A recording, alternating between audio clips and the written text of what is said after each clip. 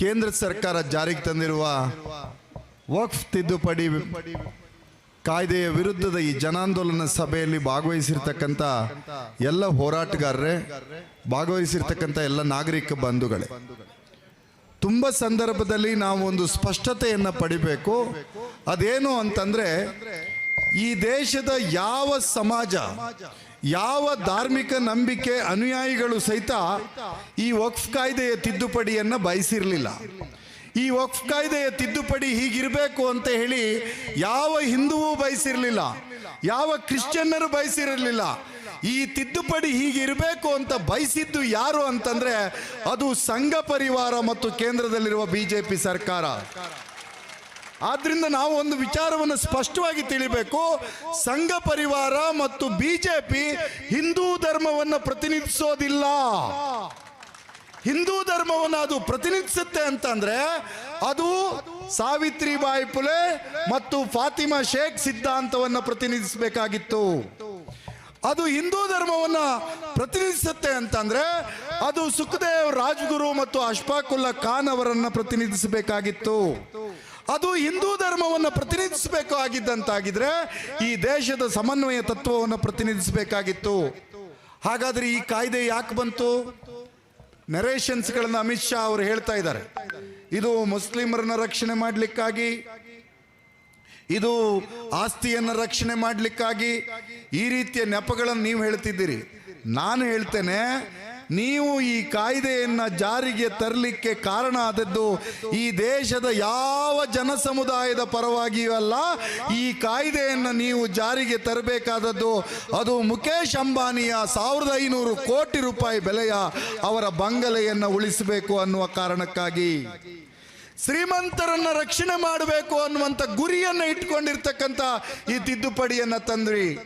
1954ರಲ್ಲಿ ಸ್ವತಂತ್ರ ನಂತರ ವಕ್ಫ್ ಆಸ್ತಿಯ ಹಿತರಕ್ಷಣೆ ಮ್ಯಾನೇಜ್ಮೆಂಟಿನ ಬಗ್ಗೆ ನಾವು ಕಾಯ್ದೆಯನ್ನು ತಂದ್ವಿ. ತದನಂತರ ತಿದ್ದುಪಡಿಯನ್ನು ತಂದ್ವಿ. ಇಷ್ಟು ಮಾತ್ರ ಅಲ್ಲ, ಬ್ರಿಟಿಷರ ಆಳ್ವಿಕೆಯಲ್ಲಿ ಇದ್ದಾಗಲೂ ಸಹಿತ ವಕ್ಫ್ ಆಸ್ತಿಯ ನಿರ್ವಹಣೆಯ ಬಗ್ಗೆ ನಾವು ಕಾಯ್ದೆಗಳನ್ನು ತಂದಿದ್ವಿ. ಯಾವಾಗಲೂ ಆಗ ಈ ದೇಶದ ಯಾವ ಮುಸಲ್ಮಾನರು, ಯಾವ ಹೋರಾಟಗಾರರು ಸಹಿತ ಬೀದಿ ಮೇಲೆ ನಿಂತು ಗಲಾಟೆ ಮಾಡಲಿಲ್ಲ. ಈಗ ಯಾಕೆ ಗಲಾಟೆ ಮಾಡ್ತಿದ್ದಾರೆ ಅಂತಂದ್ರೆ, ಮಿಸ್ಟರ್ ಅಮಿತ್ ಶಾ, ಮಿಸ್ಟರ್ ನರೇಂದ್ರ ಮೋದಿ ಅವರೇ, ಮಿಸ್ಟರ್ ಕಿರಣ್ ರಿಜಿಜು ಅವರೇ, ನೀವು ಅರ್ಥ ಮಾಡ್ಕೊಳ್ಬೇಕು, ಈ ವಕ್ಫ್ ಆಸ್ತಿ ಅಂತಂದ್ರೆ ಇದು ಯಾರಪ್ಪನ ಆಸ್ತಿ ಅಲ್ಲ, ಇದು ದೇವರ ಆಸ್ತಿ. ಇದು ದೇವರ ಆಸ್ತಿ. ಹಿಂದೂ ಧರ್ಮದಲ್ಲಿ ನಂಬಿಕೆ ಇಟ್ಟು ಅದರ ಅನುಯಾಯಿಯಾಗಿರ್ತಕ್ಕಂಥ ನಾನು ಈ ಸಂದರ್ಭದಲ್ಲಿ ಸ್ಪಷ್ಟವಾಗಿ ಹೇಳ್ತೇನೆ, ಈ ದೇಶದ ಯಾವುದೇ ಮುಸಲ್ಮಾನರಾಗಲಿ, ಯಾವುದೇ ಅಲ್ಪಸಂಖ್ಯಾತ ಸಮುದಾಯದವರಾಗಲಿ ಹಿಂದೂ ದೇವಾಲಯಗಳ ಆಡಳಿತದಲ್ಲಿ ನಮ್ಮನ್ನು ಸಹಿತ ತೂರಿಸಿಕೊಳ್ಬೇಕು ಅಂತ ಯಾರೊಬ್ಬರು ಆಗ್ರಹ ಪಡಲಿಲ್ಲ. ಯಾರು ಪಡಲಿಲ್ಲ. ತಿರುಪತಿಯ ವೆಂಕಟರಮಣನ ದೇವಾಲಯಕ್ಕೆ ಯಾರೋ ಒಬ್ಬರು ಬೇರೆ ಸಮುದಾಯದವ್ರನ್ನ ನೇಮಕ ಮಾಡಿದ್ರೆ ಈ ದೇಶದ ಎಲ್ಲ ಸಮುದಾಯದವರು ಹೇಳಿದ್ರು, ಬೇಡ, ಅದು ಹಿಂದೂ ಧಾರ್ಮಿಕ ನಂಬಿಕೆಯ ದೇವಸ್ಥಾನ, ಅದು ಹಿಂದೂಗಳು ಮಾತ್ರ ಮ್ಯಾನೇಜ್ಮೆಂಟ್ನಲ್ಲಿ ಇರಬೇಕು ಅನ್ನುವಂಥ ಆಗ್ರಹವನ್ನು ಈ ದೇಶದ ಎಲ್ಲ ಅಲ್ಪಸಂಖ್ಯಾತರು ಬಯಸಿದ್ರು. ಹಾಗೇನೆ ನಮ್ಮ ಮಲೆನಾಡಲ್ಲಿ ಒಂದು ಗಾದೆ ಇದೆ, ಗೋಕುಲಾಷ್ಟಮಿಗೂ ಇಮಾಮ್ ಸಾಹೇಬ್ರಿಗೂ ಏನು ಸಂಬಂಧ ಅಂತ. ಹಾಗೇನೆ ವಕ್ಫ್ ಆಸ್ತಿಗೂ ನರೇಂದ್ರ ಮೋದಿ ಅವರಿಗೂ ಅಮಿತ್ ಶಾಗೂ ಏನು ಸಂಬಂಧ ಅನ್ನೋದಷ್ಟೇ ನಮ್ಮ ಪ್ರಶ್ನೆ. ನಿಮಗೆ ಸಂಬಂಧ ಇಲ್ಲ. ವಕ್ಫ್ ಅಂತಂದ್ರೆ ಇದು ಒಂದು ದೇವರ ಕಾರ್ಯಕ್ಕಾಗಿ ಉಂಬಳಿಯನ್ನಂತ ಕೊಟ್ಟಂತಹ ಜಮೀನು. ಈ ದೇಶದ ಪರಂಪರೆಯನ್ನು ಅರ್ಥ ಮಾಡ್ಕೋಬೇಕು. ದೇಶಕ್ಕೆ ಸ್ವತಂತ್ರ ಬಂದದ್ದು 1947ರಲ್ಲಿ. ಅದಕ್ಕಿಂತ ಮುಂಚೆ ಇಲ್ಲಿ ರಾಜಶಾಹಿಗಳಿತ್ತು. ನೆನ್ಪಿಟ್ಕೊಳ್ಳಿ, ಹಲವಾರು ದೇವಾಲಯಗಳು ದತ್ತಿಗಳ ಹೆಸರಲ್ಲಿ ರಾಜರು ಭೂಮಿಯನ್ನ ಕೊಟ್ಟರು, ಯಾರು ಪ್ರಶ್ನೆ ಮಾಡಲಿಲ್ಲ. ಇಡೀ ಬೆಟ್ಟವನ್ನೇ ದೇವಾಲಯಗಳಿಗೆ, ಮಠ ಮಂದಿರಗಳ ಹೆಸರುಗಳಿಗೆ ದಾನವನ್ನು ಕೊಟ್ಟರು, ಯಾರು ಈಗ ಅದನ್ನು ಪ್ರಶ್ನೆ ಮಾಡ್ತಾ ಇಲ್ಲ. ಹಿಂದೆ ಪದ್ಧತಿ ಇತ್ತು, ಕೂಗಳತೆ ದೂರದಲ್ಲಿ ಮಾಲೀಕತ್ವವನ್ನು ಆಳಿತಕ್ಕಂಥದ್ದು. ಅದೇ ರೀತಿಯಾಗಿ ಒಬ್ಬ ಆಸ್ತಿಕನಾಗಿರ್ತಕ್ಕಂಥ, ದೈವ ಶ್ರದ್ಧೆಯನ್ನಿರ್ತಕ್ಕಂಥ, ನಂಬಿಕೆಯನ್ನಿರ್ತಕ್ಕಂಥ ಒಬ್ಬ ವ್ಯಕ್ತಿ ಹೇಳಿದ, ಇದು ವಕ್ಫ್ ಆಸ್ತಿ, ಇದು ಸಾರ್ವಜನಿಕರ ಬದುಕಿಗಾಗಿ ಇರಬೇಕು, ಮೀಸಲಿರಬೇಕು, ಮನುಷ್ಯನಿಗಾಗಿರಬೇಕು, ಇದರ ಮಾಲೀಕ ಇವತ್ತಿನಿಂದ ನಾನಲ್ಲ, ಇದರ ಮಾಲೀಕ ದೇವರು ಅಂತ ಘೋಷಣೆ ಮಾಡಿದ. ಅದರ ಈ ವಕ್ಫ್ ಆಸ್ತಿ, ಅದು ವಕ್ಫ್ ಆಸ್ತಿ. ನೀವು ಕಾಯ್ದೆಯನ್ನು ತಿದ್ದುಪಡಿ ಬರ್ತೀರಿ, ನಂಬಿಕೆ ಶ್ರದ್ಧೆಗಳನ್ನು ಗೌರವಿಸ್ತಕ್ಕಂಥದ್ದು ನಮಗೆ ಬಾಬಾ ಸಾಹೇಬ್ ಅಂಬೇಡ್ಕರ್ ಕೊಟ್ಟಿರ್ತಕ್ಕಂಥ ಸಂವಿಧಾನ. ಆ ವ್ಯಾಪ್ತಿಯೊಳಗಿರ್ತಕ್ಕಂಥ ವಕ್ಫ್ ಕಾಯ್ದೆಯನ್ನ ಇವರಿಗೆ ಎಷ್ಟು ಪೂರ್ವಾಗ್ರಹಗಳಿದೆ ಅಂದ್ರೆ ಅರ್ಥ ಮಾಡ್ಕೊಳ್ಳಿ. ಇವರು ಈ ಕಾಯ್ದೆಗೆ ತಿದ್ದುಪಡಿ ತಂದು ಹೇಳ್ತಾರೆ, ಆ ಕಾಯ್ದೆಗೆ ಉಮೀದ್ ಅಂತ ಹೆಸರಿಟ್ಟಿದ್ದಾರೆ ಮುಷ್ತಾಕ್ ಅವರೇ. ಉಮೀದ್ ಅಂತ. ಉಮೀದ್ ಅಂದ್ರೆ ಅರ್ಥ ಏನು? ಭರವಸೆ, ನಿರೀಕ್ಷೆ, ನಂಬಿಕೆ ಅಂತ. ಯಾವ ಭರವಸೆ ಕೊಡ್ತಿದ್ದೀರಿ, ಯಾವ ನಿರೀಕ್ಷೆಯನ್ನು ಕೊಡ್ತಿದ್ದೀರಿ? ಉಮೀದ್ ಅಂತ ಕಾಯ್ದೆಯನ್ನು ತಂದು ಅಲ್ಲಿರುವ ವಕ್ಫ್ ಶಬ್ದವನ್ನೇ ಮರೆಮಾಚಿಸಿ ಉಮೀದ್ ಅಂತ ಉಲ್ಲೇಖವನ್ನು ಮಾಡ್ತಾ ನೀವು ಹೇಳಲಿಕ್ಕೆ ಹೊರಟಿದ್ದೀರಿ. ಅದೇನು ಅಂದರೆ ಭರವಸೆ, ನಿರೀಕ್ಷೆ ಯಾವುದು ಅಂದರೆ ಈ ದೇಶದಲ್ಲಿ ಶಾಶ್ವತವಾದ ಕೋಮು ಗಲಭೆಗಳಿರಬೇಕು, ಭಿನ್ನಾಭಿಪ್ರಾಯಗಳಿರಬೇಕು. ಎಂತಹ ಮೂರ್ಖ ನಿರ್ಧಾರವನ್ನು ಮಾಡ್ತಿದ್ದೀರಿ ಅಂತಂದ್ರೆ, ನಾನು ಹೇಳಿದ ಹಾಗೆ ನಮ್ಮ ಮಲ್ನಾಡಲ್ಲಿ ಗಾದೆ, ಗೋಕುಲಾಷ್ಟಮಿಗೂ ಇಮಾಮ್ ಸಾಹೇಬ್ರಿಗೂ ಏನು ಸಂಬಂಧ ಅಂತ.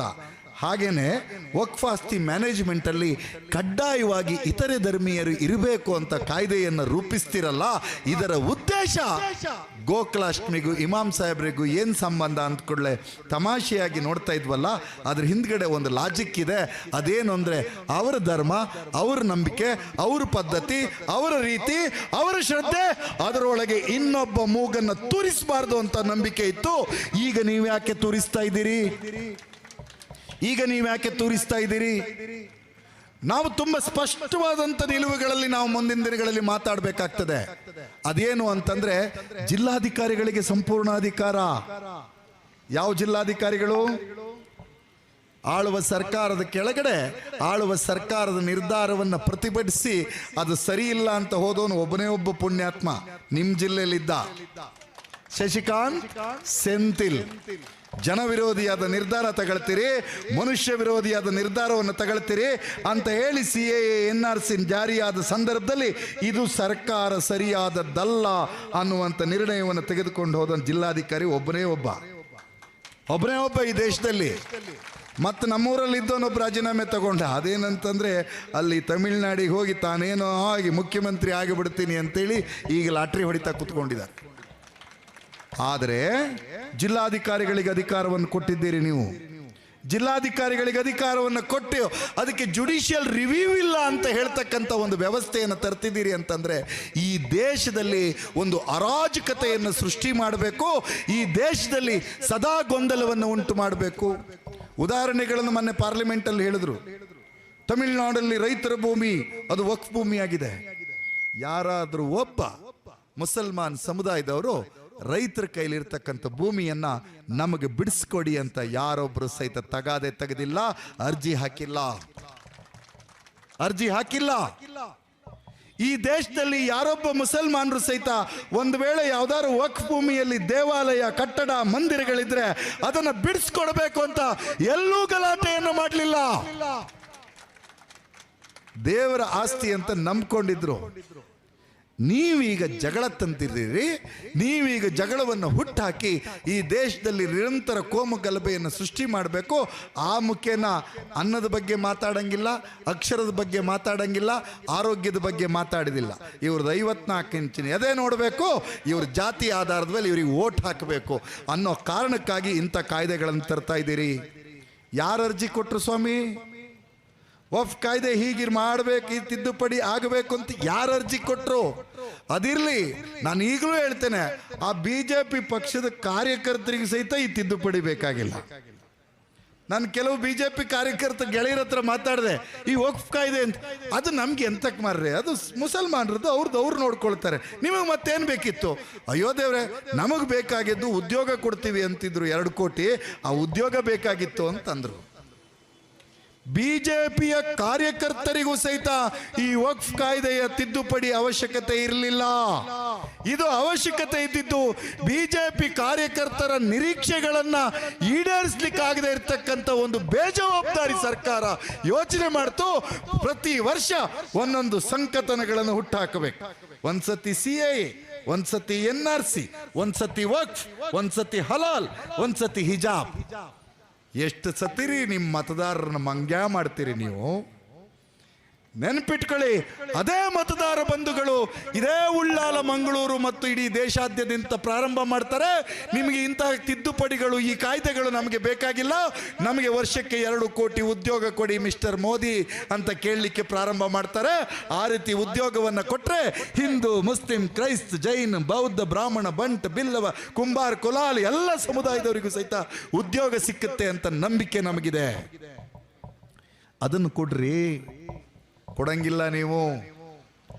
ವಕ್ಫ್ ಕಾಯ್ದೆ ತಿದ್ದುಪಡಿ ತಂದಿದ್ದೀವಿ, ಈ ದೇಶದಲ್ಲಿ ಮುಸಲ್ಮಾನರದ್ದು ಬದುಕನ್ನೇ ಬದಲಾಯಿಸಿ ಬಿಡ್ತೀರಂತೆ ರೀ. ಮುಸಲ್ಮಾನರ ಬದುಕನ್ನು ಬದಲಾಯಿಸಬೇಕು ಅಂತ ನಿಮಗೇನಾದರೂ ಬದ್ಧತೆ ಇದ್ರೆ ಜಸ್ಟಿಸ್ ರಾಜೇಂದ್ರ ಸಚಾರ್ಯ ಕೊಟ್ಟಿರ್ತಕ್ಕಂಥ ಸಚಾರ್ ಸಮಿತಿಯ ವರದಿಯನ್ನು ಜಾರಿಗೆ ತನ್ನಿ. ಮುಸ್ಲಿಂ ಶಿಕ್ಷಣದ ಬಗ್ಗೆ, ಆರೋಗ್ಯದ ಬಗ್ಗೆ, ಸಮಾನತೆಯ ಬಗ್ಗೆ, ಅವರ ಆಸ್ತಿ ಹಕ್ಕುಗಳ ಬಗ್ಗೆ, ಅವರಿಗಿರ್ತಕ್ಕಂಥ ವಸತಿ ಸಮಸ್ಯೆಗಳ ಬಗ್ಗೆ ಎಲ್ಲ ಸಮಸ್ಯೆಗಳನ್ನು ಅಡ್ರೆಸ್ ಮಾಡಿದ್ರು ಜಸ್ಟಿಸ್ ರಾಜೇಂದ್ರ ಸಚಾರ್. ಆ ವರದಿಯನ್ನು ಓದಿಕೊಂಡು ಜಾರಿಗೆ ತನ್ರಿ. ರಾಜೇಂದ್ರ ಸಚಾರ್ ವರದಿಯಲ್ಲಿ ವಕ್ಫ್ ಕಾಯ್ದೆಗಳ ತಿದ್ದುಪಡಿಯ ಬಗ್ಗೆ ಒಂದೇ ಒಂದು ಉಲ್ಲೇಖ ಇಲ್ದಿದ್ರು ಸಹಿತ ಈ ಮಂಗ್ಯಾಗಿರಾಕಿಗಳು ಅಮಿತ್ ಶಾ ಮತ್ತು ಟೀಮ್ ಇಟ್ಕೊಂಡು ಹೊರಟು ಬಿಟ್ರು ಇದೇನೋ ಮಾಡ್ತೀವಿ ಅಂತ. ನೆನ್ಪಿಟ್ಕೊಳ್ಳಿ, ಯಾವ ದೇಶದಲ್ಲಿ ಬ್ರಿಟಿಷರ ವಿರುದ್ಧ ಅಣ್ಣ ತಮ್ಮಂದಿರಂತೆ ಹೋರಾಟವನ್ನು ಮಾಡಿ ಈ ದೇಶಕ್ಕೆ ಸ್ವತಂತ್ರ ತಂದೋ, ಆ ತಂದಿರ್ತಕ್ಕಂಥ ಹಿಂದೂ ಮುಸಲ್ಮಾನರು ನಾವು ಒಟ್ಟಾಗಿ ಹೇಳಬೇಕು. ನಾವೆಲ್ಲ ಪ್ರೈಮರಿ ಸ್ಕೂಲಲ್ಲಿ ಹೋದಾಗ ನಮ್ಮ ಮೇಷ್ಟ್ರು ನಮಗೊಂದು ಘೋಷಣೆ ಕೊಡ್ತಾ ಇದ್ರು. ಆ ಘೋಷಣೆ ಏನು ಅಂತಂದ್ರೆ, ಏನೇ ಬರಲಿ ಒಗ್ಗಟ್ಟಿರಲಿ, ರಾಷ್ಟ್ರ ಧ್ವಜವು ಹಾರುತ್ತಿರಲಿ ಅಂತೇಳಿ. ನೆನಪಿಟ್ಕೊಳ್ಬೇಕು, ಈ BJP ಅಂಡ್ ಟೀಮಿಗೆ ನಾವು ಹೇಳಬೇಕು, ಏನೇ ಬರಲಿ ಅಂತಂದ್ರೆ, ನಿಮ್ಮ ಕೋಮುವಾದ ಬರಲಿ, ನಿಮ್ಮ ಜಾತಿವಾದ ಬರಲಿ, ನಿಮ್ಮ ಭಯೋತ್ಪಾದಕ ಬುದ್ಧಿಯೇ ಬರಲಿ, ಯಾವುದೇ ಬಂದರೂ ಸಹಿತ ಹಿಂದೂ ಮತ್ತು ಮುಸಲ್ಮಾನರು ಒಗ್ಗಟ್ಟಾಗಿರ್ತೇವೆ. ನಮ್ಮ ವೆಂಕಟರಮಣ ದೇವಾಲಯದ ವಿಚಾರಕ್ಕೆ ಮುಸಲ್ಮಾನರು ಬರಕ್ಕೆ ತಯಾರಿಲ್ಲ. ನಮ್ಮ ಈಶ್ವರ ದೇವಸ್ಥಾನದ ವಿಚಾರಕ್ಕೆ ಮುಸಲ್ಮಾನರು ಕ್ರಿಶ್ಚಿಯನ್ರು ರಗಳೆ ಮಾಡಂಗಿಲ್ಲ. ಹಂಗಾದ್ರಿಂದ ಮುಸಲ್ಮಾನರ ವಕ್ಫ್ ಭೂಮಿ, ಕಬರ್ಸ್ಥಾನ, ಜಾಗ, ಮಂದಿರ, ಮಸೀದಿ ಈ ವಿಚಾರಗಳನ್ನು ನಮ್ಮಷ್ಟಕ್ಕೆ ನಾವು ನಿರ್ಣಯ ಮಾಡ್ಕೋತೀವಿ ಅಂತ ಹೇಳಿ ನಮ್ಮ ಸಂವಿಧಾನ ಕರ್ತೃ ಬಾಬಾ ಸಾಹೇಬ್ ಅಂಬೇಡ್ಕರ್ ಅನುಚ್ಛೇದ 29ರಲ್ಲಿ ಬರೆದಿಟ್ಟಿದ್ದಾರೆ. ತಾಕತ್ತಿದ್ರೆ BJP ಅವರಿಗೆ ಆ ಅನುಚ್ಛೇದವನ್ನು ಕಿತ್ತಾಕಿ ಆಮೇಲೆ ಈ ಕಾಯ್ದೆಯನ್ನು ತಿದ್ದುಪಡಿ ತರಬೇಕು. ನೀವು ಕಿತ್ತಾಕಕ್ಕಾಗತ್ತಾ ನಿಮಗೆ? ಸಂವಿಧಾನವನ್ನು ಆ ರೀತಿಯಾಗಿ ತಿದ್ದುಪಡಿ ಮಾಡ್ಲಿಕ್ಕೆ ಆಗೋದಿಲ್ಲ. ನೆನ್ಪಿಟ್ಕೊಳ್ಳಿ, CAA NRC ಜಾರಿಗೆ ತಂದ ಸಂದರ್ಭದಲ್ಲಿ ಇಡೀ ದೇಶದಲ್ಲಿ ಅವ್ರ ಗುರಿ ಏನಿತ್ತು ಗೊತ್ತಾ? ಇವರು ಧರ್ಮಧ್ವಜ ಹಿಡ್ಕೊಂಡು ಹೋಗಬೇಕು. ಆ ಧರ್ಮಧ್ವಜವನ್ನು ನೋಡಿ ಇದು ಪಾಕಿಸ್ತಾನ ಧ್ವಜ, ಇದು ತಾಲಿಬಾನಿನ ಧ್ವಜ, ಇದು ಬಾಂಗ್ಲಾದೇಶ ಧ್ವಜ ಅಂತ ಹೇಳಬೇಕು ಅಂತಿತ್ತು. ಮುಸಲ್ಮಾನರು ಯಾವ ಮಟ್ಟದ ದೇಶಭಕ್ತಿ ಅಂದರೆ ಅವರಿಗೆ ಗೊತ್ತಾಯ್ತು ಈ ದೇಶ ಅಂದರೆ ಬಹುತ್ವ ಸಂಸ್ಕೃತಿಯ ಪ್ರತೀಕ ಅಂತ ಹೇಳಿ ಕೇಸರಿ ಬಿಳಿ ಹಸಿರು ನಡುವೆ ಶಾಂತಿಯ ಚಕ್ರ ಇರುವ ರಾಷ್ಟ್ರಧ್ವಜ ಹಿಡ್ಕೊಂಡು ಹೋದ್ರು. ಎಡಭಾಗದಲ್ಲಿ ಗಾಂಧಿ, ಬಲಭಾಗದಲ್ಲಿ ಅಂಬೇಡ್ಕರ್ ಫೋಟೋ ಇಟ್ಕೊಂಡ್ರು. ಇವ್ರ ಪಥ ನಡೀಲಿಲ್ಲ. CAA NRC ಸುದ್ದಿ ಕೈ ಬಿಟ್ಟು ಹೋಯ್ತು. ನಿಮ್ಮ ಪ್ಲೇ ಕಾರ್ಡನ್ನು ನೋಡಿದೆ, ಎಷ್ಟು ಖುಷಿಯಾದ ಪ್ಲೇ ಕಾರ್ಡ್ ನಾನು ನೋಡಿದೆ ಅಂತಂದರೆ, ಆ ಪ್ಲೇ ಕಾರ್ಡಲ್ಲಿ ಇತ್ತು ರೈತರು ಅಂತಂದರೆ ಈ ದೇಶದ ಅಸ್ಮಿತೆ ರೀ. ರೈತರ ಮೇಲೆ ಲಾಠಿ ಚಾರ್ಜ್ ಮಾಡಿ, ಗೋಲಿ ಬಾರ್ ಮಾಡಿ, ಬೀದಿಯ ಹೆಣವನ್ನಾಗಿಸಿದ ನೀವು ದೇಶಭಕ್ತಿಯ ಬಗ್ಗೆ ಮಾತಾಡ್ತಕ್ಕಂಥ ನೈತಿಕತೆ ಈ ನರೇಂದ್ರ ಮೋದಿಗಾಗ್ಲಿ, ಸಂಘ ಪರಿವಾರಕ್ಕಾಗ್ಲಿ, BJPಯ ಆಡಳಿತಕ್ಕಾಗ್ಲಿ ಇರಲಿಕ್ಕೆ ಸಾಧ್ಯ ಇಲ್ಲ. ನೀವು ಪ್ಲೇ ಕಾರ್ಡ್ ಇಟ್ಕೊಂಡು ಹೋಗಿದ್ದೀರಿ. ರೈತರನ್ನ ಬೀದಿ ಮೇಲೆ ಗುಂಡಿಕ್ಕಿದ ಸರ್ಕಾರವೇ ಈಗ ವಕ್ಫ್ ಕಾಯ್ದೆಗೆ ತಿದ್ದುಪಡಿ ತರ್ತಾ ಇದೆ ಅಂತ ನೆನ್ಪಿಟ್ಕೊಳ್ಳೋಣ. ಇದು ಮುಸಲ್ಮಾನರ ಮೇಲಿನ ದಾಳಿ ಮಾತ್ರ ಅಲ್ಲ. ನಾವು ಈ ದೇಶದಲ್ಲಿ ದಲಿತರಿಗೆ ಉಚಿತವಾದ ಭೂಮಿಯನ್ನು ಹಂಚಿದ್ದೇವೆ. ಸಂಘ ಪರಿವಾರಕ್ಕೆ ದಲಿತ ವಿರೋಧಿ ಮನಸ್ಥಿತಿ ಇದೆ. ಹಾಗಾಗಿ ಇವರು ಮುಂದಿನ ದಿನಗಳಲ್ಲಿ ಕಾಯ್ದೆ ತರ್ತಾರೆ. ಅದೇನು ಕಾಯ್ದೆಯನ್ನು ತರ್ತಾರೆ ಅಂತಂದರೆ, ಯಾವ ಭೂಮಿ ದಲಿತರು ಅಭಿವೃದ್ಧಿ ಮಾಡದೆ, ಕೃಷಿ ಮಾಡದೆ ಮಂಜೂರಾದ ಭೂಮಿಯನ್ನು ಇಟ್ಕೊಂಡಿದ್ದಾರೋ ಅದನ್ನು ವಾಪಸ್ ಸರ್ಕಾರಕ್ಕೆ ಪಡಿತೇವೆ ಅನ್ನುವಂಥ ಕಾಯ್ದೆಯನ್ನು ಇವರು ಜಾರಿಗೆ ತರತಕ್ಕಂಥ ಹುನ್ನಾರವನ್ನು ನಡೆಸಿದ್ದಾರೆ. ಇವ್ರ ಬಗ್ಗೆ ನಾವು ಎಚ್ಚರಿಕೆಯಿಂದಿರಬೇಕು. ಯಾಕೆಂದರೆ ನಾವು ಇಲ್ಲಿ ಹುಟ್ಟಿದವರು, ಅವ್ರ ಸಿದ್ಧಾಂತ ಇಲ್ಲಿ ಹುಟ್ಟಿದ್ದಲ್ಲ. ಅವ್ರ ಸಿದ್ಧಾಂತ ಇಲ್ಲಿ ಹುಟ್ಟಿದ್ದಲ್ಲ. ಅವ್ರ ಸಿದ್ಧಾಂತ ಜರ್ಮನಿಯ ದ್ವೇಷದ ಸಿದ್ಧಾಂತ. ಅವ್ರ ಸಿದ್ಧಾಂತ ಜರ್ಮನಿಯ ದ್ವೇಷದ ಸಿದ್ಧಾಂತ. ನಮ್ಮ ಸಿದ್ಧಾಂತ, ನಮ್ಮ ದೇವರು ನಮಗೆ ಕಲಿಸಿಕೊಟ್ಟ ಸಿದ್ಧಾಂತ ಅದೇನು ಅಂತಂದರೆ, ನನಗೂ ಒಳ್ಳೆಯದಾಗಲಿ ನಿನಗೂ ಒಳ್ಳೆಯದಾಗಲಿ, ದೇವರ ಕಾರುಣ್ಯ ಮತ್ತು ಶಾಂತಿ ನಮ್ಮೆಲ್ಲರ ಮೇಲಿರಲಿ ಅಂತ ಹಾರೈಸ್ತೀವಲ್ಲ, ಅದೇ ನಮ್ಮೆಲ್ಲರ ಭಾವನೆ ಅನ್ನೋದು ಹೇಳಿ ನನ್ನ ಮಾತನ್ನು ಮುಗಿಸ್ತೇನೆ. ಧನ್ಯವಾದಗಳು.